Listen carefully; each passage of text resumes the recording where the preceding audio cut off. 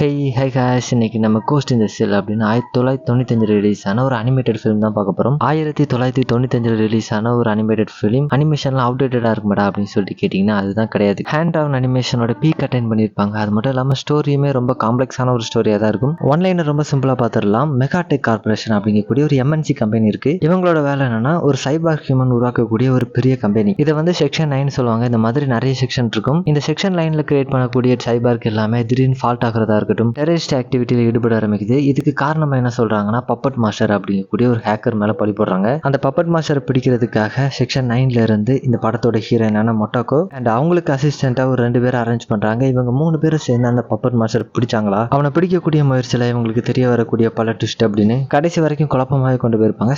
இப்போ நம்ம கதைக்குள்ள போயிடலாமா? இந்த கதையோட ஓப்பனிங் சீன்ல ரொம்பவுமே ஃபியூச்சரிஸ்டிக்கா டெவலப் ஆயிருக்கக்கூடிய நம்ம பூமியை தான் காட்டுறாங்க. அதுல நியூ போர்ட் அப்படிங்கக்கூடிய ஒரு சிட்டில ரொம்பவுமே ஹைட்டான ஒரு பில்டிங்ல உட்கார்ந்துருக்கக்கூடிய இந்த படத்தோட கதாநாயகி. இவங்களோட பேர் வந்து மொட்டோக்கோ. இவங்க வந்து ஒரு சைபாக். இப்போ இவங்க அந்த பில்டிங் மேல உட்காந்துருந்து என்ன பார்த்துட்டு இருக்காங்க அப்படின்னா ஒரு தெர்மால் ஸ்கோப்ல இருந்து பாக்குற மாதிரியான வியூ காட்டுறாங்க. அதுல அவங்க என்ன பேசிக்கிறாங்கன்னா எல்லா கோடிங்லயும் தப்புகள் நடக்க தான் செய்யும், அதை நம்ம டீபக் பண்றது மூலமா அதை சரின்னு செஞ்சுக்கலாம், அந்த மாதிரி தான் இது நடந்திருக்கணும் அப்படின்ற மாதிரி ஏதோ சீரியஸா சொல்ல. அப்படின்னா அந்த ப்ராஜெக்ட் 2501 அதுவுமே ஒரு பக் தான் நீங்க சொல்ல வரீங்களா அப்படின்னு சொல்லிட்டு அந்த ப்ராஜெக்டோட உண்மையான நோக்கம் என்னன்னு உங்களுக்கு தெரியும்ல அப்படின்ற மாதிரி அவர் ஏதோ ஒன்று சொல்ல வர அதுக்குள்ள பொட்டோவோ செக்ஷன் 6ல நம்ம ஆட்கள் எல்லாருமே தயாரா இருக்காங்க, டைம் ஆயிடுச்சு, இப்போ மூவ் ஆக வேண்டிய டைம் வந்துருச்சு அப்படின்ற மாதிரி சொல்லிட்டு அவங்க தலைக்கு பின்னாடி ஏதோ பிளக் மாதிரி சொருகி வச்சிருப்பாங்க. இது மூலமா அவங்களால இன்டர்நெட் ஆக்சஸ் பண்ண முடியும். இவங்களோட பிரெயின் இன்டர்நெட்ல கனெக்ட் பண்றது மூலமா இவங்களால எல்லாத்தையுமே பார்க்க முடியும். அப்படிதான் இதுக்கு முன்னாடி நடந்த ஃபுட்டேஜும் பார்த்திருப்போம். இந்த கதை ஃபியூச்சர்ல நடக்கிறனால இன்டர்நெட் இல்லாம எதுவுமே நடக்காது, அந்த மாதிரியான ஒரு கான்செப்ட் தான் இங்க நம்ம ஹீரோயின் அவங்களோட இன்விசிபிள் சூட்டை போட்டுட்டு இந்த மிஷனுக்கு தயாராக பொட்டோவோ ஒரு வேன்ல உட்காந்து வெளியே நடக்கிறதெல்லாம் மானிட்டர் பண்ணிட்டு இருப்பாரு. இந்த செக்ஷன் 6ல டிப்ளமசி பேசுறதுக்கு ஒருத்தனை செட் பண்ணி வச்சிருக்கானுங்க.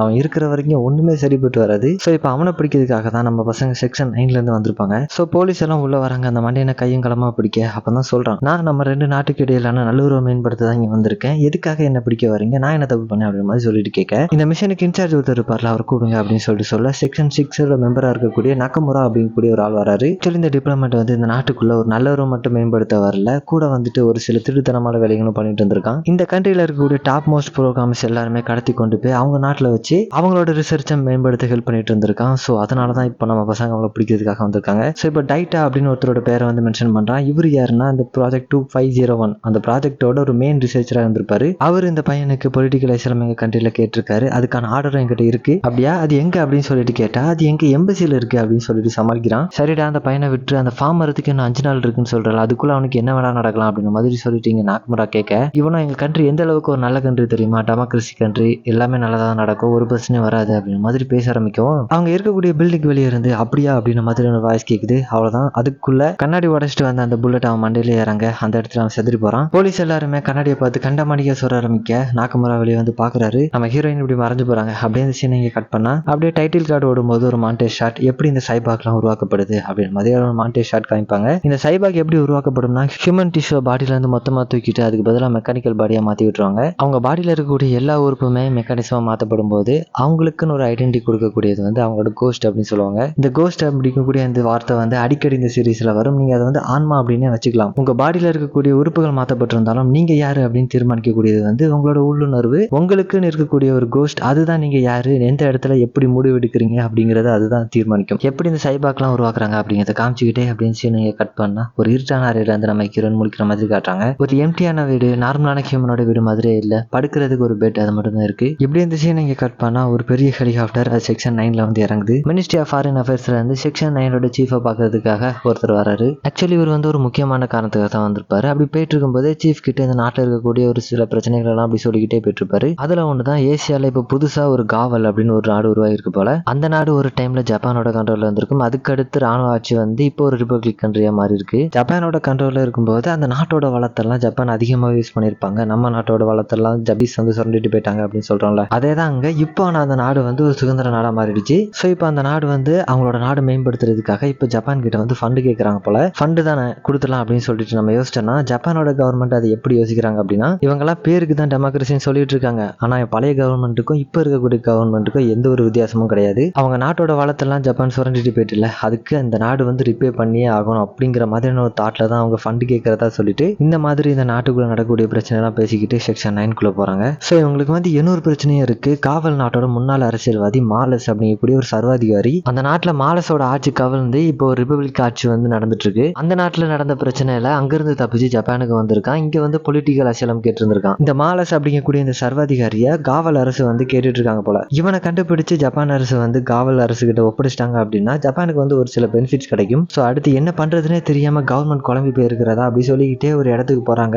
ஸோ இதெல்லாம் நமக்கு முக்கியமா அப்படின்னு சொல்லிட்டு கேட்டீங்கன்னா இதை வச்சுதான் இந்த பப்பட் மாஸ்டரா இருக்கட்டும், செக்ஷன் 6 இருக்கட்டும், இவங்க எல்லாருமே ஒரு பெரிய கேமே விளையாடுவாங்க. ஸோ ஒரு சைபாக்கோட மூளையை பிடிச்சு அலசி ஆராய்ச்சிட்டு இருக்காங்க. பப்பட் மாஸ்டர் அப்படிங்கக்கூடிய அந்த ஹேக்கர் வந்து இவங்க என்ன சந்தேகிக்கிறாங்கன்னா ஜப்பான் நாட்டோட முக்கியமான அபிஷியலுக்கும் அந்த கேவல் நாட்டோட முக்கியமான அபிஷியல் இருப்பாங்கல்ல, அந்த குழுல முக்கியமா இருக்கக்கூடிய அவங்களோட மூளையெல்லாம் ஹேக் பண்ணி அதுல இருந்து இன்ஃபர்மேஷன் எடுக்கலாம் அப்படின்னு சொல்லி ட்ரை பண்றான். ஸோ இந்த ஹேக் வந்து அவன் எப்படி யூஸ் பண்றான்னா HV3 அப்படிங்கக்கூடிய ஒரு அறுத பழசான வைரஸ் தான் யூஸ் பண்றான். அதுவுமே இந்த பப்ளிக்கா டெலிஃபோன் யூஸ் பண்ணுவாங்கல்ல, அந்த இடத்துல இருந்து வைரஸ் பரவிக்கிறதா இவங்க வந்து பேசிக்கிறாங்க. அங்கதான் மக்கட்டோ இருக்கிறாங்க. அங்க இருக்கக்கூடிய ப்ரோக்ராமர் கிட்ட இந்த கோஸ்ட் ரீச் பண்ண இந்த வைரஸ்க்கு என்ன எவ்வளவு நேரம் ஆகும் அப்படின்னு மாதிரி சொல்லிட்டு கேட்க, அதுக்கு ஒரு 2 hours போல ஆகுமா, அதுக்குள்ள நம்ம வந்து ஃபயர் வாலெல்லாம் பிரேக் பண்ணி என்னெல்லாம் பண்ணணுமோ அதெல்லாம் பண்ணிக்கலாம் அப்படின்னு மாதிரி சொல்லிட்டு சொல்றாரு. கோஸ்ட் தான் எல்லாமே, அதை நம்ம கண்ட்ரோல் எடுத்துட்டோம் அப்படின்னாலே அவங்களை என்ன வேணா பண்ணிக்கலாம் அப்படின்ற மாதிரியான ஒரு கான்செப்ட் தான். அந்த கோஸ்ட்டை மேனிபுலேட் பண்றது மூலமா நீங்க வந்து வேற ஒரு பெர்சன் அப்படின்னு கூட அவங்கள நம்ப வைக்க முடியும். அந்த அளவுக்கு முக்கியமானது தான் கோஸ்ட். அப்பதான் அரமாக்கி மொக்கோட்டோ கிட்ட சொல்றாரு, பொட்டாவோ இஷிகாவா இவங்க 2 பேரும் இந்த ஹேக்கிங் காரணமா இருக்கக்கூடிய ஒருத்தனை கண்டுபிடிச்சிட்டாங்க அப்படின்னு சொல்லிட்டு அந்த ஆள் ஒரு ட்ரக்ல போயிட்டு இருக்கதா நமக்கு தகவல் கிடைச்சிருக்கு, நீ சீக்கிரமா போ அப்படின்னு மாதிரி சொல்லிட்டு அனுப்பி வைக்கிறாரு. அப்படின்னு சீன் இங்க கட் பண்ணா டோகுஷோ மொட்டாக்கோ இவங்க 2 பேரும் ஒரு ட்ரக்ல போயிட்டு இருப்பாங்க. அப்பதான் இந்த பப்பட் மாஸ்டர் யாரு அப்படிங்கறத பத்தி பேசிட்டு இருப்பாங்க. இந்த பப்பட் மாஸ்டர் வந்து USA, யுனைடெட் நேஷன்ஸ் இங்க எல்லாமே பிரச்சனை பண்ணிட்டு தான் இப்பதான் ஜப்பானுக்கு வந்திருக்கான். இவனோட கிரைம்ஸை வந்து நம்ம அடுக்கிக்கிட்டே போகலாம். பொலிட்டிக்கல் இன்வால்வ் ஆகி நிறைய பிரச்சனைகள் உண்டாக்குறதா இருக்கட்டும், ஸ்டாக்கை மானிபுலேட் பண்றதா இருக்கட்டும், முக்கியமா பப்பட் மேனிபுலேஷன், இந்த மாதிரி பேசிக்கிட்டே போயிட்டு இருக்கும்போது அப்பதான் டோகுஷோ ஒரு கொஸ்டின் கேட்கிறான், எதுக்காக இந்த பப்பட் மாஸ்டர் இந்த அட்வான்ஸான காலத்துல HV3 அப்படிங்கக்கூடிய அந்த ஓல்டு மெத்தடை யூஸ் பண்ணி ஹேக் பண்ணி பிரச்சனை பண்ணிட்டு இருக்கு, அது ஒரு ஹார்டான மெத்தட் ஆச்சு அப்படின்னு மாதிரி சொல்லிட்டு கேட்கும். அதுலதான் ஒரு ட்விஸ்ட் இருக்கு. மேபி வந்து மாலஸோட பிரச்சனை வெளியே பெருசா தெரியக்கூடாது அப்படிங்கிறதுக்காக இப்படி கூட பண்ணலாம்,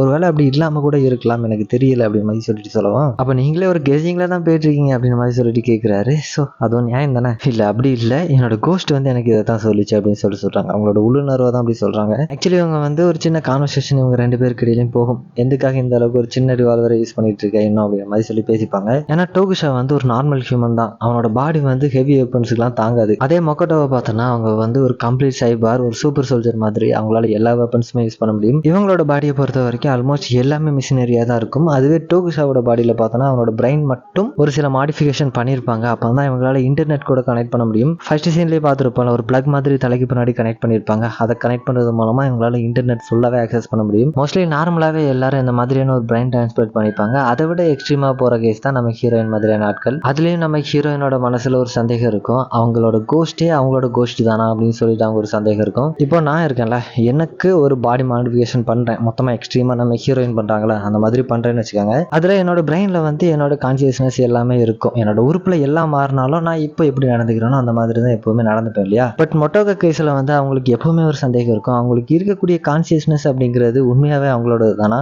இல்ல கிரியேட் பண்ணப்பட்டதா அப்படின்ற மாதிரியான ஒரு சந்தேகத்தோட தான் எப்பவுமே இருப்பாங்க. இதுக்கான ஆன்சர்ஸ் தேடுறது தான் இந்த கோஸ்ட் இன் தி ஷெல். நம்ம ஹீரோயின் இந்த சீரிஸ் ஃபுல்லாவே அவங்க யாரு அப்படிங்கறத அவங்க இந்த சீரிஸ் ஃபுல்லாவே தேடிட்டு இருப்பாங்க. ஒரு குழப்பத்தோடய இருப்பாங்க. அதை நீங்க அவங்க கண்ணில் எப்பவுமே பார்க்கலாம். அப்படியே அந்த சீனை இங்க கட் பண்ணா குப்பை கிளைட் பண்ணக்கூடிய ஒரு 2 பேரை காட்டுறாங்க. அதுல ஒருத்தர் ஒரு கார்டு யூஸ் பண்ற மாதிரி காட்டுறாங்க நமக்கு. அவன் தான் பின்னாடி ஒருத்தர் தடியா இருக்காருல்ல, அவர் ஆல்ரெடி டைம் ஆயிடுச்சு, சீக்கிரமா போவோம் அப்படின்னு சொல்லிட்டு கூப்பிட, இதோ ஒரு 10 செகண்ட் தான், இதோ வந்துடுறேன் அப்படின்னு மாதிரி சொல்லிட்டு என்னமோ பண்றாரு. பட் என்ன பண்றாரு அப்படின்னு சொல்லிட்டு காமிக்கல. அப்படியே கொஞ்சம் நேரம் போக வண்டி எடுத்துட்டு அந்த இடத்துக்கு கிளம்பிடுவாங்க. அப்பதான் கொஞ்சம் தப்பியா இருக்காருல்ல, அவர் கேட்கிறாரு, உன்னோட ஒய்ஃப் கிட்ட நீ இந்த அளவுக்கு பேசணும்னு சொல்லி முயற்சி பண்ணிட்டு இருக்க, ஆனா அவங்க உனக்கு எந்த ஒரு தகவலும் கொடுத்த மாதிரி இல்லை அப்படின்னு சொல்லிட்டு கேட்கும்போது, நானும் என்னோட ஒய்ஃபும் அந்த அளவுக்கு பெருசா பேசிக்கிட்டதே கிடையாது, ஆனா திடீர்னு அவன் வந்து இப்போ டிவோர்ஸ் வேணும் அப்படின்னு சொல்லிட்டு கேட்டுட்டு இருக்கா. இதுலயும் மோசம் என்னன்னா, என்னோட பொண்ணு எனக்கு வந்து அஃபேர் இருக்கு அப்படின்னு சொல்லி நினைச்சிட்டு இருக்கா அப்படின்னு மாதிரி சொல்லிட்டு இவர் குடும்பத்துக்குள்ளேயே ஒரு பிரச்சனை இருக்கு போல, அதை பத்தி அவரோட ஃப்ரெண்டு கிட்ட கொட்டி தீர்த்துட்டு இருக்க. ஸோ இப்போ இவர் வந்து ஒரு கார்டை வச்சு ஒவ்வொரு டெலிஃபோனா தேய்ச்சிட்டு இருக்காருல, அதுக்கான காரணம் என்ன அப்படிங்கிறத இப்போ அவரோட ஃப்ரெண்டு கிட்ட சொல்ல ஆரம்பிக்கிறாரு. அவரோட ஒய்ஃப் வந்து டிவோர்ஸ் கேட்டிருந்தாங்கல்ல,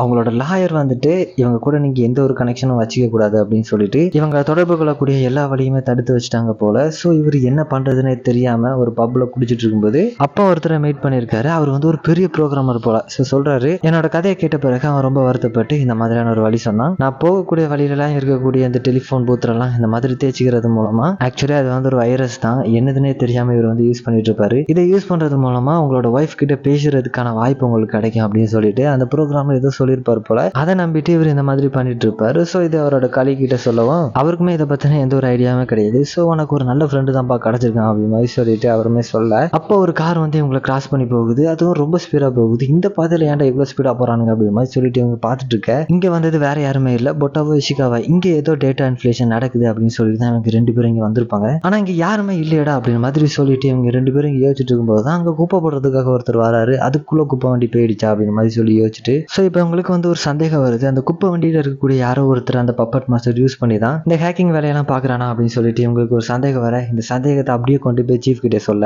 சோ இவங்க வந்து இப்போ கால்குலேட் பண்ணி பாக்குறாங்க. ஹேக்கிங் வந்து ஒவ்வொரு 7 நிமிஷத்துக்கு ஒருக்கா நடக்குது. சோ குப்பை வண்டி வந்து ஒவ்வொரு 7 நிமிஷத்துக்கும் ஒவ்வொரு ஏரியாவுக்கும் மாறி மாறி போயிட்டு இருக்கும் போல. சோ அதை கணக்கு பண்ணி கண்டிப்பா அந்த குப்பை வண்டியில தான் இந்த வேலை நடக்கணும் அப்படின்னு சொல்லிட்டு, சோ சிட்டி முழுவதும் அந்த சானிடேஷன் ஒர்க் பண்ணக்கூடிய அந்த டேட்டா சென்டர்ல நம்ம ஹீரோயின் இப்போ கனெக்ட் பண்றாங்க. சோ அந்த டேட்டாவை யூஸ் பண்ணி ஒவ்வொரு வண்டியா பார்த்துக்கிட்டே இருக்காங்க. அப்படி பார்த்துட்டு இருக்கும்போது தான் நம்ம ஆட்கள் மாட்டுறாங்க. யார் ஹேக் பண்ண வைக்கிறா, எந்த நேரத்துல எந்த இடத்துல இருந்து நடக்குது அப்படின்னு சொல்லிட்டு இவங்களுக்கு ஒரு தகவல் வரும். கரெக்டா அந்த இடத்துல HV3 அப்படிங்கக்கூடிய அந்த வைரஸ் பர்டிகுலரா யூஸ் பண்றதை இவங்க தெரிஞ்சுக்கிட்டு அந்த இடத்துல இருக்கக்கூடிய குப்பை வண்டியை அவங்க இப்போ ட்ராக் பண்ண ஆரம்பிக்கிறாங்க. அப்படியே கட் பண்ணி அந்த குப்பை வண்டியில இருக்கக்கூடிய அந்த 2 பேரை தான் காட்டுறாங்க. அந்த சப்பியா இருப்பார்ல, அவருக்கு தோணுது, டே நீ பண்ற கூத்துக்கு என்னையும் சேர்த்து பிடிச்சிட்டு போயிட போறாங்கடா அப்படின்னு ஒரு பயத்துல பேசிட்டு இருப்பாரு. உனக்கெல்லாம் புரியாதுடா அந்த இயக்கம் என்னன்னு, உனக்கு குழந்தைகள் இருக்கா அப்படின்னு சொல்லிட்டு கேட்க, இல்லன்னு அவர் சொன்னதும் அதான் உனக்கு தெரியல அப்படின்னு சொல்லிட்டு ஒரு போட்டோ எடுத்து காட்டாரு. என்னோட பொண்ணை பாத்தியா எவ்வளவு அழகா இருக்கா அப்படின்னு சொல்லிட்டு ஒரு போட்டோ எடுத்து காட்டுறாரு. பட் அவர் வந்து பார்க்கல. அப்போ அவங்களுக்கு அந்த இடத்துல ஒரு கால் வருது. அவர் அந்த போன் எடுத்து பேசுறாரு. பாஸ் என்ன சொல்லுங்க, என்ன பிரச்சனை அப்படி மாதிரி சொல்லிட்டு கேட்க,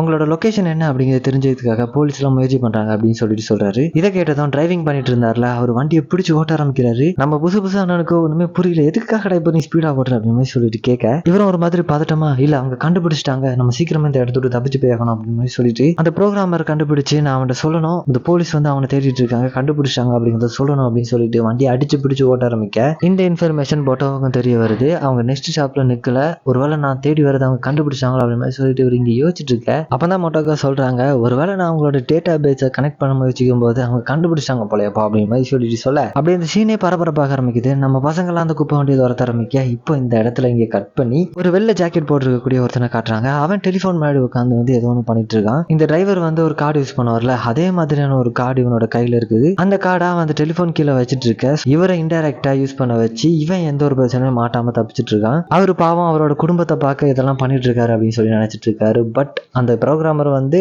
இவரை ஒரு கைக்கூலியா தான் யூஸ் பண்ணிட்டு இருந்திருக்கான். இப்போ அவர் அந்த ப்ரோக்ராமர் எங்க இருக்கான் அப்படிங்கிறத கண்டுபிடிச்சு அந்த இடத்துக்கே வந்துட்டாரு. இவனும் பார்த்துட்டு என்னதான் நடக்குது அப்படின்ற மாதிரி சொல்லிட்டு வாயை பொழந்து பார்த்துட்டு இருக்க, அவர் ஆபத்து அப்படின்ற மாதிரி ஒரு மாதிரி கையை காமிச்சுக்கிட்டே வர, பின்னாடி நம்ம மொட்டக்கோ வந்துட்டாங்க. போலீஸ் அவருக்கு பின்னாடி வரதை பார்த்ததும் அவன் கையில இருந்து சப்மிஷன் கண்ணை எடுத்து சுட ஆரம்பிக்கிறான். இந்த தாக்குதல்ல 2 வண்டியுமே தூக்கி வீசப்படுது. அவ்வளவுதான், நம்ம பசங்க மாட்டிக்கிட்டாங்கடா அப்படின்ற மாதிரி சொல்லி நம்ம யோசிச்சுக்கிட்டே இருக்கும்போது பின்னாடி ஒரு வண்டி வர சவுண்ட் கேட்கும். மொட்டோகோ வந்துட்டாரு. ஸோ 2 சைடும் ஆள் வந்துருச்சு, அவ்வளவுதான் மாட்டிக்கிடுவோம் அப்படின்னு சொல்லி புரிஞ்சுக்கிட்டு மொட்டோகோ ஒரு ட்ரெஸ் போடுவாங்களே, அது போடும்போது அவங்களால இன்விசிபிளா இருக்க முடியும். அதே மாதிரியான ஒரு ட்ரெஸ் வச்சிருக்கான். அதை யூஸ் பண்ணி அந்த இடத்துல இருந்து தப்பிச்சு போக, அவ்வளவுதான் மொட்டோகோ பொட்டோவோ இவங்க 2 பேரும் அவனை துரத்த ஆரம்பிக்கிறாங்க. டோகுஷா அந்த குப்பால கூடிய அவங்களை பிடிக்க போக இந்த சேசிங்க ரொம்ப பயங்கரமா போயிட்டு இருக்கும். அவனும் மக்கள் கூட்டமா இருக்கக்கூடிய இடத்துல ஓடி தப்பிச்சுலாம் சொல்லி ட்ரை பண்ணும்போது ஒரு இடத்துல ஒரு ஓப்பன் கிடைக்கும். அந்த இடத்துல நம்ம ஹீரோயின் சரியா ஷூட் பண்ண அவனோட இன்விசிபிள் பவர் அப்படிங்கிறது அந்த இடத்துல போகுது. ரொம்ப தூரம் வர்றான், புல்லட் கம்மியா தான் இருக்கு, அடுத்து என்ன பண்ணலாம் அப்படின்னு மாதிரி சொல்லிட்டு அவன் யோசிச்சுக்கிட்டே இருக்க, அந்த இடத்துக்கு வந்த மொட்டோகோ அவன் அந்த இடத்துல கையும் களமா பிடிக்கிறாங்க. ஆக்சுவலி இந்த இடத்துல தான் நமக்கு ஒண்ணு தெரிய வருது, இப்போ ஒருத்தனை பிடிச்சு வச்சிருக்காங்கல்ல, இவன் அந்த பப்பட் மாஸ்டரே கிடையாது. அப்ப இவர் யாரு அப்படின்னு சொல்லிட்டு கேட்டீங்கன்னா, பப்பட் மாஸ்டரால் கண்ட்ரோல் பண்ணப்பட்ட இன்னொரு நார்மல் சிவிலியன் தான். இவனை பிடிச்சதுமே சொல்லுவான், நான் எந்த ஒரு இன்ஃபர்மேஷனுமே காப்ஸுக்கு தர போறது இல்லை அப்படின்னு மாதிரி சொல்லுவான். ஆனா பொட்டோவை வந்து சிம்பிளா ஒரே ஒரு கேள்வி தான் கேட்டிருப்பாரு, நீ யாரு அப்படிங்கிறது உனக்கு ஞாபகம் இருக்கா, உன்னோட குடும்பம் என்னது, நீ எந்த இடத்துல பிறந்த, உன்னோட அப்பா அம்மாவோட பேரு, அவங்களோட ஃபேஸ் உனக்கு ஞாபகம் இருக்கா அப்படின்னு மாதிரி ஒரு கேள்வி கேட்டிருப்பாரு. அதுக்கான ஆன்சர் வந்து இவங்கிட்ட இருந்திருக்காது. ஸோ இவனுமே பப்பட்டால யூஸ் பண்ணப்பட்ட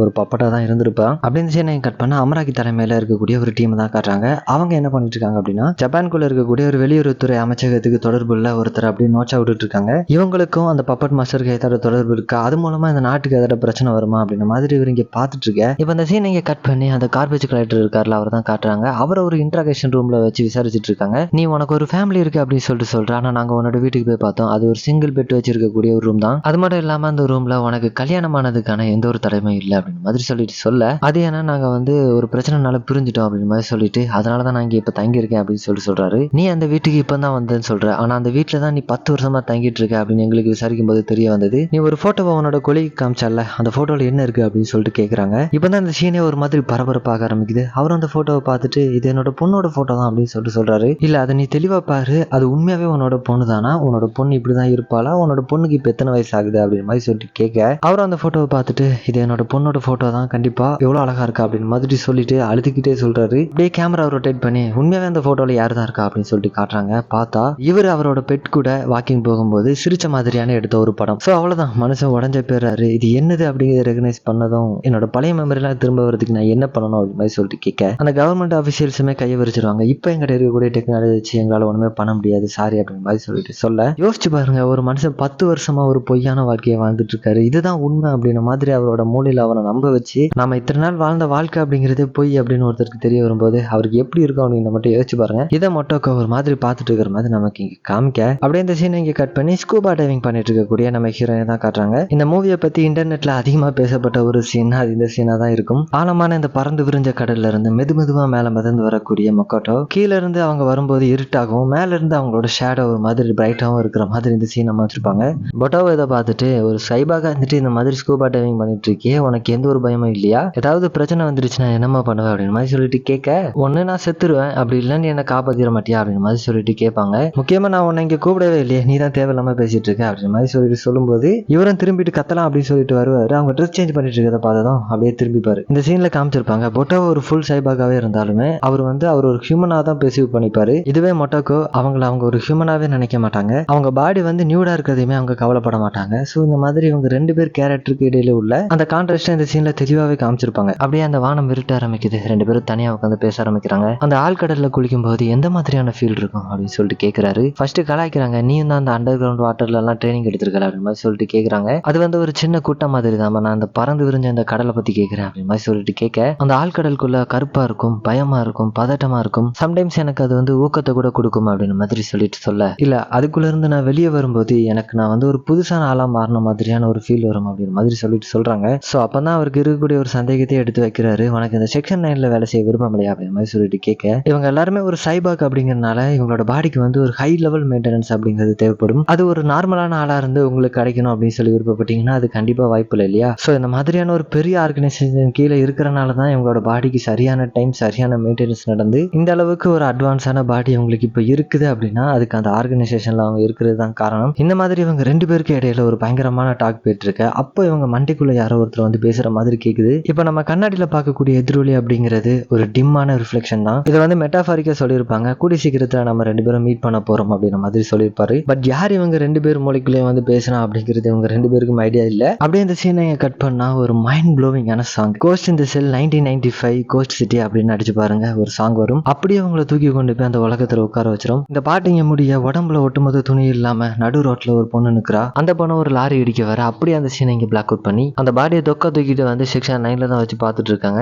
அதுவுமே ஒரு சைபாக் தான் அப்படிங்கறனால அது செக்ஷன் 9 கொண்டு ஏதாவது மால் ஃபங்க்ஷன் ஆயிடுச்சா, என்ன பிரச்சனை அப்படிங்கிறத பார்த்துட்டு இருக்காங்க. நியூட்டன் அப்படிங்கக்கூடிய ஒரு சிட்டில மெகாடெக் கார்பரேஷனுக்கு ஒரு ஃபெசிலிட்டி இருக்குது. அங்க இருந்து தான் அந்த சைபாக் தப்பிச்சு வந்துருச்சு அப்படிங்கிறத கண்டுபிடிச்சிட்டாங்க. இந்த சைபாக் அதோட பாடி பார்ட்ஸ் எல்லாம் அதுவே உருவாக்கி அந்த இடத்துல இருந்து தப்பிச்சு வந்ததா ஒரு இன்ஃபர்மேஷன் கிடைச்சிருக்கு. இது எப்படி சாத்தியம், ஒரு கோஸ்ட் இல்லாம இது எப்படி இந்த மாதிரி இயங்குச்சு அப்படின்னு சொல்லிட்டு இவங்களுக்கு ஒரு குழப்பம். ப்ரோக்ராமர்ஸ் எல்லாம் செக் பண்ணி பார்க்கும்போது அதுல கோஸ்ட் இருந்ததுக்கான தடையும் இருக்குது. ஆனா அதுல எந்த ஒரு இன்ஃபர்மேஷனுமே அவங்களுக்கு கிடைக்கல. ஒரு கோஸ்ட் இருந்துச்சு அப்படின்னாலே அவங்களுக்குன்னு ஒரு ஐடென்டிட்டி இருக்கும். பட் அந்த மாதிரியான எதுவுமே இங்க இருந்த மாதிரி இல்ல. இந்த மாதிரி தொடர்ந்து நடந்துகிட்டே இருந்துச்சுன்னா மெக்காடிக் கார்பரேஷனுக்கு ஒரு கெட்ட பேர் வரும், பப்ளிக் மத்தியில ஒரு நல்ல பேர் கிடைக்காது. பிரச்சனைக்கு மேல பிரச்சனை தொடர்ந்து வந்துகிட்டே இருக்கு அப்படின்னு சொல்லிட்டு அக்கிராம யோசிச்சுக்கிட்டே இருக்கும்போது அப்பதான் டோகுஷா ஒரு கொஸ்டின் கேட்கிறாரு. அதோட பாடியில கோஸ்ட் இருக்கு அப்படிங்கறத யாரும் ஃபீல் பண்ணல அப்படின்னு மாதிரி சொல்லிட்டு கேட்கிறாரு. பொட்டாவோ மொட்டோக்கோ இவங்க 2 பேரோட பாடியுமே அந்த மெக்காடெக் கார்பரேஷன்ல இருந்து மாடிஃபை பண்ணப்பட்டதுதான். கண்டிப்பா இந்த பிரச்சனை எங்களுக்குமே ஒரு பதட்டத்தை உண்டாக்க தான் செய்யுது. அதனாலதான் நாங்க இதுல ரொம்பவுமே இன்வால்வ்மெண்டா இருக்கோம் அப்படின்னு சொல்றாரு. அப்பதான் பசங்களை கூப்பிட்டு வச்சு ஆரம்பிக்க சொல்றாரு. இப்போதைக்கு நமக்கு இருக்கக்கூடிய பிரச்சனையை மட்டும் நம்ம பார்ப்போம். டோகுஷா நீங்க இஷிகாவா கூட சேர்ந்து இன்வெஸ்டிகேஷன் பண்ணக்கூடிய வேலையை பாருங்க அப்படின்னு சொல்லிட்டு அவர் அனுப்பி வச்சுட்டு மெகாடெக் கார்பரேஷன் அவங்களுக்குன்னு மட்டும் தனியா ஒரு பிரைவேட் நெட்வொர்க் இருக்கும். அதுல ஏதாவது லீக்கேஜ் நடந்திருக்கா, ஃபயர்வால் ஏதாவது பிரேக் ஆயிருக்கா அப்படிங்கறத செக் பண்ண சொல்லி மொட்டோவை பார்க்க சொல்றாரு. மொட்டோவா கிட்ட அவர் ஒண்ணுமே சொல்லல. ஆனா மொட்டோக்கோ அசம்பிளிங் மேஜ் அப்படின்னு ஒன்று சொல்றாங்க. அதுக்குள்ள நான் டைவ் பண்ண போறேன். ஸோ அதுவுமே ஒரு நெட்வொர்க் தான் போல, அதுக்குள்ள நான் டைவ் பண்ண போறேன், எனக்கு முன்னாடி யாரையும் அனுப்பிடாதீங்க அப்படின்னு சொல்லிட்டு அவங்க அந்த இடத்த விட்டு போக பொட்டோவுக்கு கொஞ்சம் கவலையா இருக்கும். அது கொஞ்சம் ஒரு டேஞ்சரஸான டைவ் போல. இவங்க எல்லாரும் அப்படியே அந்த இடத்த விட்டு கிளம்ப ஆரம்பிக்க அரமாக்கிக்கு ஒரு கால் வருது. செக்ஷன் 6ஓட சீஃபான நாக்கமுரா வந்திருக்காரு, உங்களை பாக்குறதுக்காக வந்திருக்காரு அப்படின்னு சொல்லிட்டு இவருக்கு இன்ஃபார்ம் பண்றாங்க. உள்ள அனுமதிக்கலாமா அப்படின்னு சொல்லிட்டு கேட்க அவருமே உள்ள வர அனுமதி கொடுத்துட்டு அவங்க உள்ள வரும்போது தான் நம்ம பசங்க வெளியே போவாங்க. அப்போ அவங்கள பார்த்துட்டு டோகுஷா கேட்கிறாரு, இவங்க யாரு அப்படின்னு மாதிரி சொல்லிட்டு கேட்க அவங்களுமே சொல்றாங்க இவர் யாரு அப்படின்னு. டோகுஷா தனியா போகவும் பொட்டோவோ மொட்டாக்கோ இவங்க 2 பேர் மட்டும் தனியா பேச ஆரம்பிக்கிறாங்க. அவங்களுக்கு அந்த பாடியை பார்த்ததுல இருந்தே மைண்டுக்குள்ள ஒரு குழப்பம் இருந்துகிட்டே இருக்கும். அந்த குழப்பத்துக்கான சந்தேகத்தை இப்ப கேட்க ஆரம்பிக்கிறாங்க. உனக்கு அந்த பாடியை பார்க்கும்போது என்ன பார்த்த மாதிரி அந்த மாதிரி உனக்கு தோணுதா அப்படின்ற மாதிரி சொல்லிட்டு கேட்குறாங்க. பட் பொட்டாவுக்கு அவங்க என்ன கேட்க வராங்க அப்படிங்கிறது புரியல. ஸோ அந்த பாடியை பார்க்கறதுக்கு உங்களை மாதிரி இல்லையே அப்படின்ற மாதிரி சொல்லிட்டு சும்மா சொல்றாரு, நான் அதை பத்தி கேட்கல, ஒருவேளை நான் இதுக்கு முன்னாடி செத்து போயிருக்கலாம், ஒருவேளை கம்ப்யூட்டரால உருவாக்கப்பட்ட ஒரு நினைவுகள் கொண்ட ஒரு மனிதியா கூட இருக்கலாம் அப்படின்ற மாதிரி சொல்றாங்க. ஒரு ஆர்டிபிஷியல் இன்டெலிஜென்ஸா கூட இருக்கலாம், இல்ல இந்த உலகத்துல என்ன மாதிரியான ஒருத்தவங்க இல்லாம கூட இருந்திருக்கலாம், கம்ப்யூட்டரால உருவாக்கப்பட்ட ஒரு நினைவுகளா கூட நான் இருக்கலாம் அப்படின்னு சொல்லிட்டு அவங்களுக்கு வரக்கூடிய சந்தேகத்தெல்லாம் எடுத்து வைக்கிறாங்க. பொட்டாவோ எப்பவுமே நம்ம ஹீரோயினை ஒரு ஹியூமனா தான் ட்ரீட் பண்ணுவாரு.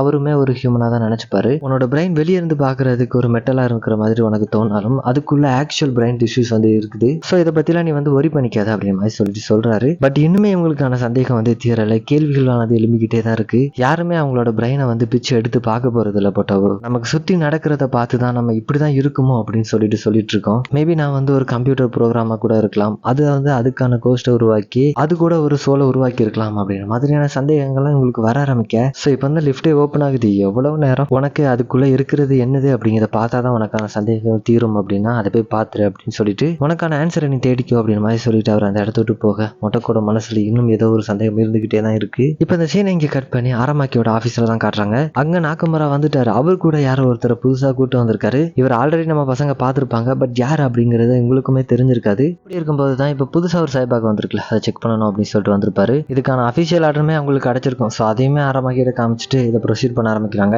கீழே வந்து தோகுஷா பார்க்கிங் டாட்ல லக்ஸரியான ஒரு 2 காரை பார்க்குறாரு. இவருக்கு அப்போதுலேருந்தே சந்தேகம். ஸோ நாக்கமரம் வந்திருப்பார்ல, அந்த ஃபுட்டேஜ் எடுத்து பார்க்க ஆரம்பிக்கிறாரு. அவருக்கு இருக்கக்கூடிய ஆக்சஸை பயன்படுத்தி இவங்க 2 பேரும் உள்ள வரும்போது அவங்களோட வெயிட்டையுமே மெஷர் பண்ணியிருந்திருப்பாங்க. உள்ள வந்தவங்களோட ஃபுட்டேஜும் பார்க்குறாரு, வந்தவங்க 2 பேரோட வெயிட்டையுமே செக் பண்றாரு. இப்படி செக் பண்ணும்போது தான் அவருக்கு ஒரு அதிர்ச்சி தர மாதிரியான தகவல் தெரிய வருது. இவங்க 2 பேரோட வெயிட்டும் சேர்ந்து ஒரு டன்னுக்கு மேல இருக்கு. இப்படி இருக்க வாய்ப்பு இல்லையே அப்படின்னு சொல்லிட்டு அவர் யோசிக்க, ஏதோ தப்பா இருக்கு அப்படின்னு சொல்லிட்டு இதை உடனே மேஜர் மாட்டாக்கிட்டையும் கால் பண்ணி சொல்றாரு. செக்ஷன் 6ல உள்ளவங்களுக்கு அட்வான்ஸான சைபர் பாடி கொடுத்துருக்காங்களா அப்படின்னு மாதிரி சொல்லிட்டு கேட்கிறாரு. இல்ல செக்ஷன் 6ல அந்த மாதிரியான எதுவுமே அலோவ் பண்ணல. ஏன்னா நம்ம நாட்டை தாண்டி வேற நாட்டில் இந்த சைபாக்கு எல்லாமே மெயின்டெனன்ஸ் அப்படிங்கிறது ரொம்ப அதிகம். ஸோ அங்க இந்த இதெல்லாம் அலோவ் பண்ணல அப்படின்னு மாதிரி சொல்லிட்டு இப்படி இவங்க சொல்றதை கேட்டதும் அவருக்கான சந்தேகம் அப்படிங்கிறது அதிகரிக்க ஆரம்பிக்குது. இங்க பாருங்க சீஃப், வந்தவங்கள 2 பேர்ல யாரோ ஒருத்தர் சைபாக்கா இருக்கணும் அப்படின்னு சொல்றாரு. அப்படி இல்லைன்னா இவங்க 2 பேரோட வெயிட்டுமே 1000 kg தாண்டறதுக்கான வாய்ப்பு கிடையாது அப்படின்னு சொல்லிட்டு இப்படி இவர் இங்க சொல்லிக்கிட்டே இருக்கும்போது அரமாக்கி அந்த 2 பேரையுமே அந்த பாடி இருக்கக்கூடிய அந்த ரூம் கூட்டு போயிட்டாரு. ஆக்சுவலி இந்த இடத்துல வச்சு தான் நமக்கே தெரிய வருது, அந்த 2 பேர்ல ஒருத்தர் சைபாக் தான் அப்படிங்கிறது அரமாக்கிக்குமே தெரியும். இருந்தாலும் இதை ஏன் வெளியே சொல்லாம இருக்காரு அப்படின்னு சொல்லிட்டு பாத்தீங்கன்னா, இப்ப இவங்க ஏதோ பண்ண போறாங்கல்ல, அதுக்கும் இந்த 2 நாட்டுக்கும் ஏதோ நல்லது நடக்க போற மாதிரி அவங்க ரொம்ப வச்சிருப்பானுங்க போல. சோ அதனால அவர் ஒண்ணுமே சொல்லாம நிக்க, கிட்ட ஒரு டுபாகூர் மண்டை மாதிரி ஒருத்தர் நிக்கிறான்ல, அவனை டாக்டர் வில்லியம் அப்படின்னு சொல்றாங்க. இந்த ஆளு செக்ஷன் 6ல ஒரு பயங்கரமான ப்ரோக்ராமர். இப்போ அவரோட சைபாக் பவரை யூஸ் பண்ணி இப்போ இவங்களுக்கு புதுசா ஒரு பாடி கிடைச்சதுல, லாரியில் அடிபட்டு அந்த பாடியில் ஏதோ ஒன்று செக் பண்றாரு. அப்படி செக் பண்ணும்போது தான் இவங்களுக்கு ஒன்று தெரிய வருது. இப்படி ஒரு இதெல்லாம் செக் பண்ணிட்டு இருக்கும்போது அந்த பாடி ஒரு மாதிரி அவரை திரும்பி பாக்குற மாதிரி ஒரு சீர் அமைச்சிருப்பாங்க. இத்தனை நாள் எல்லா நாட்டுக்குமே தண்ணி காமிச்சிட்டு இருந்த அந்த பப்பட் மாஸ்டர் நம்ம கிடைச்சிட்டாரு அப்படின்னு சொல்றாரு. குயிக்காவே ப்ரோக்ராம் பண்ணி கண்டுபிடிச்சிருப்பாரு, இதோ நமக்கு முன்னாடி இருக்கிறது அந்த பப்பட் மாஸ்டர் தான் அப்படின்னு சொல்லிட்டு இவங்க சொல்ல, இதெல்லாம் நம்ம ஹீரோயின் ஒரு பெரிய ஸ்கிரீன்ல இருந்து பார்த்துட்டு இருக்கிற மாதிரி காட்டுறாங்க. அப்பதான் நமக்கு ஒன்று தெரிய வருது, இந்த பப்பட் மாஸ்டர் அப்படிங்கக்கூடிய ஒரு அமெரிக்கன் அப்படின்னும், அவன் இந்த செக்ஷன் 6 ஏதோ ஒன்று பண்ணி தான் இந்த சைபாக் பாடிக்குள்ள வர வச்சிருக்காங்க அப்படின்னும், எப்படி இவன் ஜப்பானுக்கு வந்தான் அப்படிங்கிறது எங்களுக்கு இன்னும் தெரியல அப்படின்னு சொல்லிட்டீங்க நக்கமரா சொல்லிட்டு இருக்க. இதெல்லாம் கேட்டுட்டு இருந்த ஆரமாக்கி, உங்களுக்கு இந்த பாடியை திரும்ப தரதுல எங்களுக்கு எந்த ஒரு பிரச்சனையும் இல்லை, பட் இதை கவர் அப் பண்றதுக்கு எங்களுக்கு இன்னொரு பாடி தேவைப்படும் அப்படின்னு மாதிரி ஏதோ ஒன்று சொல்ல வர, அப்ப அந்த இடத்துல கரண்ட் கட் ஆகுது. இது அவனோட வேலை தான். இப்போ அந்த பொண்ணோட பாடியில இருந்து பேச ஆரம்பிக்கிறான். எனக்கு ஒரு பிசிக்கல் பாடி அப்படிங்கிறதே கிடையாது. நாக்கமராக்கு ஒண்ணுமே புரியல, இதுக்கு வரக்கூடிய எல்லா பவர் சோர்ஸுமே கட் பண்ணிட்டீங்களா, அப்புறம் எப்படி இது பேசுது அப்படின்னு சொல்லிட்டு கேட்க, அதான் ஜப்பானை சேர்ந்த ஒரு ப்ரோக்ராமர் சொல்றாரு, இது அதுக்கு இருக்கக்கூடிய அதோட பவரை யூஸ் பண்ணி பேசுது அப்படின்னு சொல்லிட்டு இப்படி இவங்களுக்குள்ளேயே ஒரு பக்கம் குழப்பம் போயிட்டு இருக்கு. அப்பதான் அந்த பப்பட் மாஸ்டர் தொடர்ந்து பேச ஆரம்பிக்கிறான். இப்போ நீங்க பார்த்துட்டு இருக்குது நான் என்ன நினைப்பனோ அதோட வெளிப்பாடை தான் நீங்க பார்த்துட்டு இருக்கீங்க. இதுக்கு முன்னாடி செக்ஷன் 6ல இவருக்கு அதிகப்படியான ரெஸ்ட்ரிக்ஷன் இருந்திருக்கும். ஸோ அதனால தான் இவரால் அவரோட பிடிச்ச மாதிரி எதுவுமே பண்ணியிருக்க முடியாது. இப்பவும் அவரால் ஒன்றும் பண்ண முடியாதுதான். ஸோ கேட்குறாரு, ஒரு சென்டினென்டல் லைஃப் ஃபார்மா எனக்கு நீங்க தான் ஒரு பொலிட்டிக்கல் அசலம் வாங்கி தரணும் அப்படின்னு சொல்லிட்டு கேட்குறாங்க. இந்த கண்ட்ரியில் உங்களோட கவர்மெண்ட் மூலமா எனக்கு எந்த ஒரு பாதிப்பும் வரக்கூடாது, அதுக்கு இந்த கவர்மெண்ட் தான் சப்போர்ட் பண்ணணும் அப்படின்னு சொல்லிட்டு எப்படி இவருக்குன்னு ஒரு பொலிட்டிக்கல் அசலம் இவருங்க கேட்க, இதை நாக்கமரா ஒத்துக்க மாட்டாரு. டே நீயே ப்ரோக்ராம்ல தப்பு நடந்த ஒரு பக் தான்டா, நீ ஒரு பொலிட்டிக்கல் அசலம் கேட்டா நாங்க இதை எப்படி ஏற்பாடு பண்ணி கொடுக்க முடியும் அப்படின்னு சொல்லிட்டு அவரும் நீங்க எனக்கு எதுக்காகலாம் பொலிட்டிக்கல் அசலம் கொடுக்கலாம் அப்படின்னு சொல்லிட்டு என்னெல்லாமோ சொல்லி பார்ப்பாரு. பட் அதை நாக்கமரா கேட்கற மாதிரி இல்ல. ஒரு குற்றவாளி இங்க சுதந்திரமா நடமாடுறதை எங்களால ஒத்துக்க முடியாது அப்படின்னு சொல்லிட்டு இவங்க சொல்லிக்கிட்டே இருக்கும்போது, டைம் அப்படிங்கிறது எனக்கு தான் எப்பவுமே சாதகமா இருக்கும். அது மட்டும் இல்லாம இந்த கண்ட்ரில டெத் சென்டென்ஸ் அப்படிங்கிறது ஒன்று கிடையவே கிடையாது. இப்படி சம்மதம் இல்லாம நிறைய பேசிக்கிட்டு இப்பதான் அவன் யாரு அப்படிங்கிறதே சொல்ல வரான். ஆரம்பத்துல ப்ராஜெக்ட் 2501 அப்படின்னு ஃபாரின் மினிஸ்டர் ஒருத்தர் பேசிட்டு இருக்கிறத நம்ம கேட்டிருப்போம். எந்த ஒரு பகையுமே ப்ரோக்ராம் பண்றது மூலமா டீபக் பண்ண முடியாது, நீ கிடையவே கிடையாது அப்படின்னு சொல்லிட்டு பேசிட்டு இருந்திருப்பார் இல்லையா. அவங்க பேசிக்கிட்டதே இந்த பப்பட் மாஸ்டரை பத்தி தான். அப்போ நம்ம பசங்களுக்கு இதை பத்தி தெரியாது. இப்போ அவன் வாயாலே சொல்லுவான், நான் தான் ப்ராஜெக்ட் 2501 அப்படின்னு. நீங்க எல்லாருமே நினைக்கிற மாதிரி நான் ஒரு சாதாரணமான ஆர்டிபிஷியல் இன்டெலிஜென்ஸ் கிடையாது. இந்த பறந்து விரிஞ்ச உலகத்துல இருக்கக்கூடிய எல்லா இன்ஃபர்மேஷனும் சேர்ந்த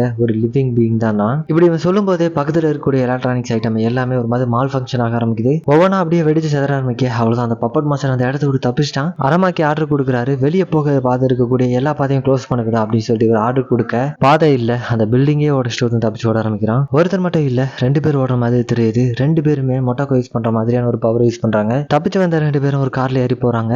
டோகுஷா ஆல்ரெடி இவங்க 2 பேரும் வருவாங்க அப்படிங்கிறது தெரிஞ்ச அந்த இடத்துல நின்று அந்த காரை ஷூட் பண்றாரு. ரெக்கியூமை வச்சு அந்த காருக்கு ஒண்ணுமே ஆகல. ஒரு சின்ன ஸ்கிராச் கூட விழுந்திருக்காது. அந்த அளவுக்கு ஆண்டா இருக்கும். இவரும் சரி வேற வழி இல்லடா அப்படின்னு சொல்லிட்டு அவங்களை தடுத்து நிறுத்த முடியல அப்படின்னாலும் அந்த வண்டியில டிராக்கர் மாட்டி விட்டு இருந்திருப்பாரு. ஸோ பொட்டவும் கேட்கிறாரு, அவங்கள தடுத்து நிறுத்த முடிஞ்சதா அப்படின்னு சொல்லி கேட்க, இல்ல பட் டிராக்கர் மட்டும் மாட்டி விட்டுருக்கேன் அப்படின்னு சொல்லி சொல்ல, அப்படியே சீனையை கட் பண்ணா உள்ள ஃபுல்லாவே புகை மண்டலமா தான் இருக்கும். நாக்கமுரா கேட்கிறாரு, அந்த பாப்பட் மாஸ்டருக்கு ஒண்ணுமே ஆகக்கூடாது, அவர் உயிரோட வேணும் அப்படிங்கிற மாதிரி சொல்லிட்டு அவர் அந்த இடத்த விட்டு கிளம்புனதும் மொக்கோட்டோ ஆரமாக்கி கிட்ட பேச ஆரம்பிக்கிறாங்க. இது எல்லாமே நடக்கும்போது நம்ம ஹீரோயின் கிட்ட இருந்து தூரத்துல இருந்து வாட்ச் பண்ணிட்டு இருந்தது. இதெல்லாம் நம்ம அரமாக்கிக்கு தெரிய வர இங்கதான் இருக்கிற அப்படின்னா இது கொஞ்சம் தடுத்துக்கலாம் அப்படின்ற மாதிரி சொல்லிட்டு அவர் கேட்க, இதுல மட்டும் நான் இன்டர்வியூ பண்ணியிருந்தேன் அப்படின்னா செக்ஷன் 6 இதுல நம்ம மாட்டி விட்டுருக்க முடியாது அப்படின்னு சொல்லிட்டு சொல்றாங்க. நம்ம ஹீரோயின் யூஸ் பண்றாங்களா அதே மாதிரியான ஒரு கோட் செக்ஷன் 6லயும் செக்ஷன் 4ல உள்ள அவங்க 2 பேர்த்தையும் ஒருத்தவங்ககிட்ட இருக்கு. ஸோ இவங்களுக்குள்ளே ஒரு பாலிடிக்ஸ் நடக்குது, ஒரு கருப்பாடு இருக்குது அப்படிங்கிறனால இன்வெஸ்டிகேஷன் பண்ணக்கூடிய வேலையை நான் உங்கள்கிட்ட தரேன் ஆரமாக்கி அப்படின்னு சொல்லிட்டு அரெஸ்ட் பண்ணக்கூடிய வேலையெல்லாம் நான் பாத்துக்கிறேன் அப்படின்னு இவங்க இங்கே தயாராயிட்டு இருக்க. கடைசியா ஒன்று சொல்றாரு, அந்த பப்பட் மாஸ்டர் உன்னால பிடிக்க முடியல அப்படின்னா அதை டிஸ்ட்ராய் பண்ணிடு.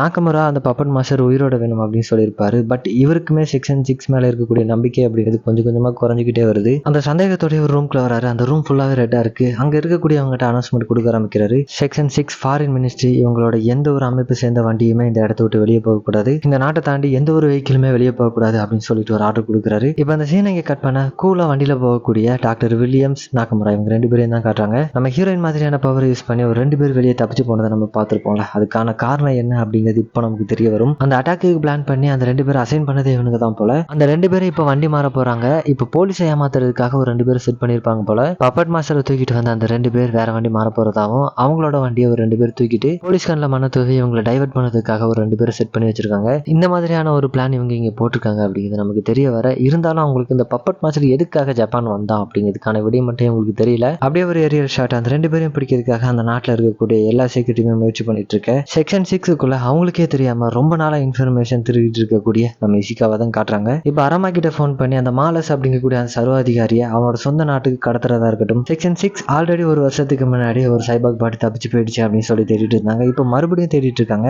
அவங்க தடவை தேடினதும் இப்போ தேடக்கூடியதும் அந்த பப்பட் மாஸ்டர் தான். ஆரம்ப சீன்ல ஒருத்தர் கடத்த ஒரு ஃபாரின் அஃபிஷியல் முயற்சி பண்ணிருப்பார்ல, அவர் தான் இந்த ப்ரோக்ராமோட ஒரு லீடு ப்ரோக்ராமரா இருந்துட்டு இருந்திருக்காரு. அதையுமே ஒரு கண்டுபிடிச்சு சொல்ல, அந்த செக்ஷன் 6 பண்ணக்கூடிய கூத்தெல்லாம் அந்த பப்பட் மாஸ்டர் வெளியே வந்து இந்த உலகத்தையே வெளியே காமிச்சிட்டான் அப்படின்னா அவங்களுக்கும் சரி அவங்களோட வேலைக்கும் சரி ஒரு பெரிய பிரச்சனை வரும் அப்படிங்கிறதுனால தான் இந்த மாதிரி முயற்சி பண்ணிட்டு இருக்காங்க. இந்த அளவுக்கு அவங்க கஷ்டப்படுறதுக்கான காரணமே இதான் அப்படின்னு சொல்லிட்டு இவர் இங்க சொல்ல, பப்பட் மாஸ்டரை தூக்கிட்டு போனாங்க தப்பிச்சிருவானுங்க. பட் இவங்க 2 பேரும் தான் மாட்டிப்பாங்க. அதுல ஒருத்தன் கொடூரமான முறையில சாகடிக்கப்படுறான். இதெல்லாம் நடந்துட்டு இருக்கும் போதே மக்கோட்டோ அவங்க 2 பேரையும் துரத்திட்டு ஒரு போர்ட் பக்கத்துல வந்து நிற்கிறாங்க. இங்க இருந்து போட்டு மூலமா தப்பிச்சு போக அவங்க முயற்சி பண்றாங்களா அப்படின்னு மாதிரி சொல்லிட்டு இவங்களுக்கு ஒரு சந்தேகம் வருது. அதுக்கு விடக்கூடாது அப்படின்னு சொல்லிட்டு இவங்க மேல குதிச்சு உள்ள போக ஆரம்பிக்கிறாங்க. மேல ஹெலிகாப்டர் ஓடிட்டு இருப்பார்ல, அவரையுமே கிளம்ப சொல்லிட்டு இவங்க உள்ள போகலாம் அப்படின்னு சொல்லிட்டு பார்க்கும்போது அவர் போக மாட்டேன் அப்படின்னு சொல்லிட்டு சொல்றாரு. இருந்தாலும் சரி அப்படின்னு உள்ள போனதும் அவங்கள ஒருத்தர் பயங்கரமா ஷூட் பண்ண ஆரம்பிக்கிறான். அங்க பார்த்தா ஒருத்தருமே இல்ல, ஆனா ஒரு கார் மட்டும் தான் நிக்குது. அப்பதான் இவங்களுக்கு ஒரு சந்தேகம் வந்து, இவங்க ஒரு கிளாஸஸ் மாதிரி ஒன்று போட்டிருப்பாங்க, அதுல இவங்களே மாதிரியான பவர் யார்கிட்ட யூஸ் பண்ணா இவங்களால அதை பார்க்க முடியும். அதை யூஸ் பண்ணி பார்த்தா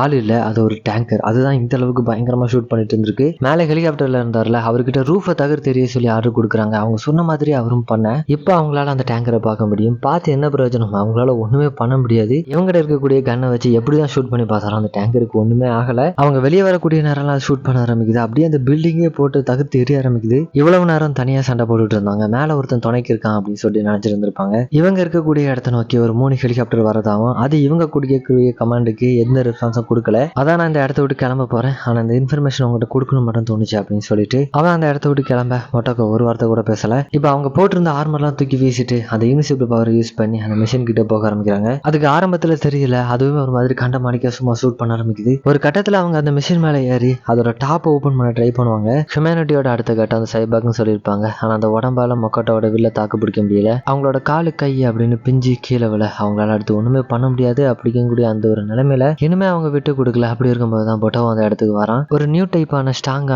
பவர்ஃபுல்லான ஒரு ஷாட் கனை தூக்கிட்டு வந்து அந்த டேங்கர் அங்கே வீழ்த்துறாரு. காருக்குள்ள போய் பார்த்தா அங்கதான் இனிமே அந்த பப்பட் மாஸ்டரோட பாடி இருக்கு. இந்த சமயத்துல நம்ம ஹீரோயின் போட்டோவை கிட்ட ஒரு ரெக்வெஸ்ட் வைக்கிறாங்க. எனக்கு அந்த பப்பட் மாஸ்டரோட கோஸ்ட்டுக்குள்ள போய் என்ன நடக்குது அப்படிங்கிறத பார்க்கணும் அப்படின்னு சொல்லிட்டு அதுக்கானதெல்லாம் அரேஞ்ச் பண்ணு அப்படின்னு சொல்லிட்டு சொல்றாங்க. இதெல்லாம் நடந்துட்டு இருக்கும் போதே ஒரு 3 ஹெலிகாப்டர் இந்த பாதை நோக்கி வந்துட்டு இருக்கதா நம்ம ஹீரோயினுக்கு ஒரு இன்ஃபர்மேஷன் வந்திருக்கும். அது யாரு, அவங்க எந்த செக்ஷனை சேர்ந்தவங்க அப்படிங்கிறது நமக்கு தெரியல. பட் அவங்களோட டார்கெட் என்ன அப்படிங்கிறது மட்டும் நமக்கு தெரிய வருது. பப்பட் மாஸ்டர், மொட்டோகோ இவங்க 2 பேரையும் கொலை பண்ண சொல்லி அவங்களுக்கு ஒரு ஆர்டர் வருது. பப்பட் மாஸ்டரோட மைண்டுக்குள்ள டைவ் பண்றதுக்கான எல்லா ஏற்பாடுமே இங்க மொட்டோவை செஞ்சு வச்சுட்டாரு. மொட்டோகோ அவனோட பாடிக்குள்ள போய் அவங்க அங்கிருந்து பேச ஆரம்பிக்க அவன் மொட்டோகோவோட பாடிக்குள்ள வந்து பேச ஆரம்பிக்கிறான். ஒரு ரோபோட் மாதிரி பேச ஆரம்பிக்கிறான். ஃபர்ஸ்ட் செக்ஷன் 6 இவனை வந்து ஒரு இன்டெலிஜென்ஸா தான் கிரியேட் பண்ண ட்ரை பண்ணிருப்பாங்க போல. பட் ஒரு கட்டத்துல இவனுக்கு இவனே சிந்திக்க ஆரம்பிச்சு இண்டஸ்ட்ரீஸை பத்தின சீக்கிரட்டா இருக்கட்டும் இந்த மாதிரி நிறைய சித்து தேட ஆரம்பிச்சிருக்கான். இன்டர்நெட்டுக்குள்ள இருந்து இவனோட இன்டெலிஜென்ஸ் அப்படிங்கிறது ரொம்பவுமே பயங்கரமா வளர்த்துட்டு இருந்திருக்கான். இதை தடுக்கணும் அப்படிங்கிறதுக்காக தான் இவன் ஒரு பாடிக்குள்ள கொண்டு வந்து அடைச்சு பிடிக்கணும் அப்படின்னு சொல்லி செக்ஷன் 6 வந்து முயற்சி பண்ணி இருந்திருப்பாங்க. ஸோ அப்பதான் பொட்டோவோ நம்ம ஹீரோயின் கிட்ட பேச முயற்சி பண்றான். பட் நம்ம ஹீரோயின் கிட்ட இருந்து எந்த ஒரு ரெஸ்பான்ஸுமே அவனுக்கு கிடைக்கல. கடைசியா நான் உன்னை மீட் பண்ணிட்டேன், உன் மேலதான் நான் அதிகப்படியான டைம் இன்வெஸ்ட் பண்ணி வச்சிருந்தேன். உன்னோட பாடியில இருந்து நான் என்ன நினைச்சதெல்லாம் சேனல் பண்ணணும் அப்படின்னு சொல்லி நினைச்சேன். அதை நான் இப்போ பண்ணிட்டேன். நான் உன்னை ரொம்ப நாளா ஃபாலோ பண்ணிட்டு இருக்கேன். நீ என்னை பத்தி தெரியறதுக்கு முன்னாடி நான் உன்னை ஃபாலோ பண்ணிட்டு இருக்கேன் அப்படின்ற மாதிரி சொல்லிட்டு அவர் சொல்ல, என்ன உங்களுக்கு ஆல்ரெடி தெரியுமா, எதுக்காக என்ன ஃபாலோ பண்ணிட்டு இருக்கீங்க, என்கிட்ட இருந்து உங்களுக்கு என்ன தேவை இருக்கு அப்படி மாதிரி சொல்லிட்டு அவருக்கு எப்படி நம்ம ஹீரோயினை வந்து ரொம்ப பரிச்சயமா இருக்கோம் அப்படின்னா இவங்க வந்து அடிக்கடி இன்டர்நெட்குள்ள டைவ் பண்ணிட்டே இருப்பாங்க இல்லையா. இந்த மாதிரி இவங்க 2 பேரும் ஏதோ ஒன்று பேசிட்டு இருக்காங்க அப்படிங்கிற மட்டும் பொட்டோவுக்கு புரியுது. பட் என்ன அப்படிங்கிறதே தெரியாம முழிச்சிட்டு இருக்க. ஸோ இந்த பப்பட் மாஸ்டர் எதுக்காக ஜப்பான் வந்தான் அப்படிங்கிறதுக்கான காரணம் வந்து நக்கமுறை தெரியாம முழிச்சிட்டு இருந்திருப்பாரு இல்லையா. மொட்டோகோவை தேடி தான் வந்திருக்காரு. ஸோ எதுக்காக என்ன தேடி வந்தீங்க, செக்ஷன் 9க்கு வந்தீங்க அப்படின்னு சொல்லிட்டு மொட்டோகோ கேட்க, நான் வந்து என்ன ஒரு இன்டெலிஜென்ஸ் லைஃப் ஃபார்ம் அப்படின்னு சொல்லிப்பேன். நான் ஒரு இன்டெலிஜென்ஸா இருந்தாலுமே நான் வந்து உயிரோட இருக்கிறத தான் நான் நம்புறேன். இப்போ இருக்கக்கூடிய இந்த கரண்ட் டெக்னாலஜி இந்த ஒரு பாடியை யூஸ் பண்ணி என்னால் ரீப்ரொடியூஸ் அப்படிங்கிறது பண்ண முடியாது. அது மட்டும் இல்லாமல் என்னால் சாக முடியாது அப்படின்னு சொல்லிட்டு சொல்றாரு. ரீப்ரொடக்ஷன் தானே, உங்களால் ரீப்ரொடக்ஷன் அப்படிங்கிறது டைரக்டா பண்ண முடியல அப்படின்னாலும் உங்களே மாதிரியான காப்பீஸ் அவங்களால உருவாக்க முடியும் இல்லையா அப்படின்னு மாதிரி சொல்லிட்டு கேட்க, காப்பி அப்படிங்கிறது அது ஒரு காப்பியா மட்டும்தான் இருக்கும், எப்பவுமே ஒரிஜினல் ஆகாது. அவர் என்ன சொல்ல வராரு அப்படின்னா, உங்களே மாதிரியான ஒரு காப்பி எடுக்கிறீங்க அப்படின்னா அது நீங்க என்ன பண்றீங்களோ அதை தான் அது திரும்ப பண்ணும். நீங்க ஒரு சுச்சுவேஷன்ல என்ன டிசிஷன் எடுப்பீங்களோ அதை தான் அதுவுமே எடுக்க போகுது. பட் உங்களால இன்னொரு லைஃப் ஃபார்ம் கிரியேட் பண்ண முடியும் அப்படின்னா லிட்டரலி உங்களுக்கு ஒரு குழந்தை உருவாக்குறது அதுதான் சொல்றாரு. அது வளர்ந்து வரும்போது அந்த குழந்தைக்குன்னு ஒரு சிந்தனை இருக்கும். ஒவ்வொரு சுச்சுவேஷன்ல தனித்தனியா அது அதுக்குன்னு ஒரு முடிவு எடுக்கும். நம்ம பண்றதே அப்படியே எக்ஸாக்டா திரும்ப பண்ணாது இல்லையா. அது அதுக்குன்னு யோசிக்கிறதுக்கான ஒரு திறன் இருக்கும். அதை தான் சொல்லி காட்டுறாரு. எந்த ஒரு செல்ஸா இருந்தாலுமே அது வளர்ந்து அது சாகக்கூடிய நாள் அப்படிங்கிறது வரதான் செய்யும். அதை அடையணும்னா நீங்க அதை எப்படி அடைய போறீங்க, அதுக்கான பிளான் என்ன அப்படிமா சொல்லிட்டு மொட்டோகோ கேட்க, அதுக்கு தான் நம்ம 2 பேரோட மைண்டும் ஒரே இதா இணையணும் அப்படின்னு சொல்லிட்டு சொல்றாரு. கண்டிப்பா உனக்கு வந்து எதுவுமே மறக்க போறது இல்லை. அது மட்டும் இல்லாம நம்ம 2 பேர்ல யாரையுமே மாத்தி மாத்தி ரெகனைஸும் பண்ணிக்க முடியாது அப்படின்னு சொல்லிட்டு சொல்றாரு. லைக் அவர் வந்து ஒரு இன்டெலிஜென்ஸ் லைஃப் ஃபார்ம் அப்படின்னு சொல்லிட்டு இருக்காரு இல்லையா. ஆனா அதுக்கு ஒரு டெத் அப்படிங்கிறது கிடையாது. ஸோ அந்த டெத் அடையணும் அப்படின்னு சொல்லிட்டு அவர் முயற்சி பண்ணிட்டு இருக்காரு. இவங்க 2 பேரும் என்ன பேசிக்கிட்டாங்க அப்படிங்கிறது பொட்டோவுக்கு தெரியாது. பட் ஏதோ ஒன்று தப்பா நடக்குது அப்படின்னு மட்டும் புரிஞ்சுக்கிட்டு அவங்க 2 பேருக்கு இடையிலான கனெக்ஷனை கட் பண்ணலாம் சொல்லி ட்ரை பண்ணா அவரோட கை அசைக்க முடியல.